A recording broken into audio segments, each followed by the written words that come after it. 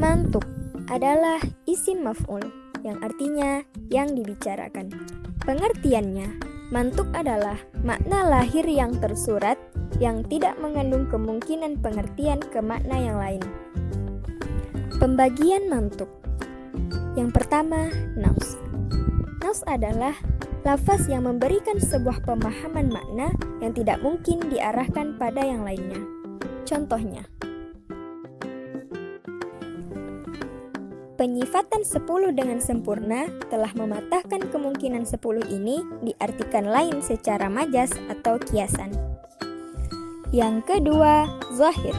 Zahir adalah lafaz yang memungkinkan ada dua makna, yang salah satunya lebih unggul daripada yang lain. Contohnya,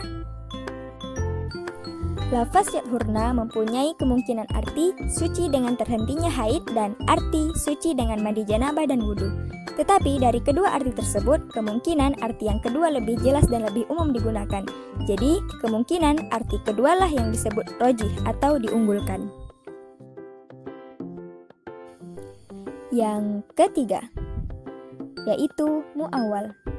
Mu'awwal adalah memalingkan satu kalam atau satu ungkapan dari makna zahir kepada makna yang dikandungnya.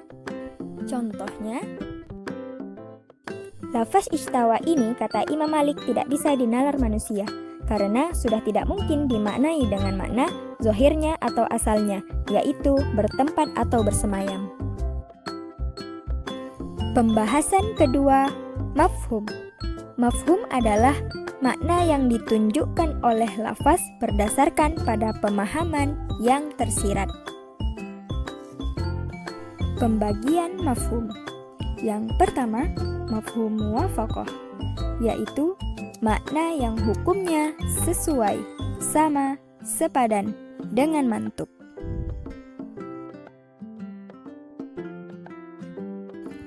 Macam-macam mafhum muwafaqah. Ada dua. Yang pertama, fahwal khitab. Fahwal khitab yaitu makna mafhumnya lebih berat daripada mantuknya. Contohnya,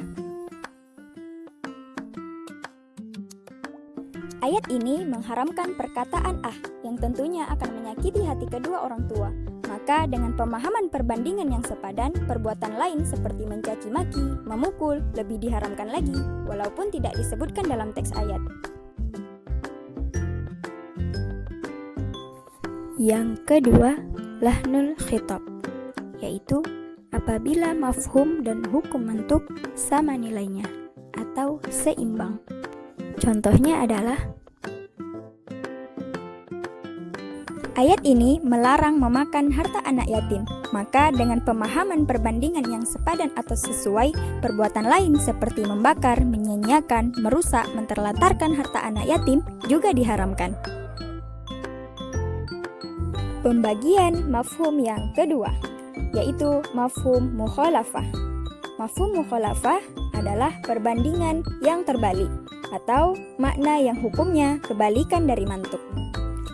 Contohnya dalam firman Allah Ta'ala, Ya ayyuhalladzina amanu in ja'akum fasikum binaba'in fatabayyanu.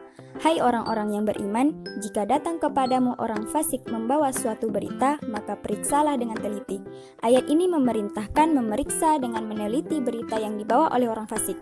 Maka dengan pemahaman perbandingan yang terbalik, bahwa berita yang dibawa oleh orang yang tidak fasik tidak perlu diperiksa dan diteliti.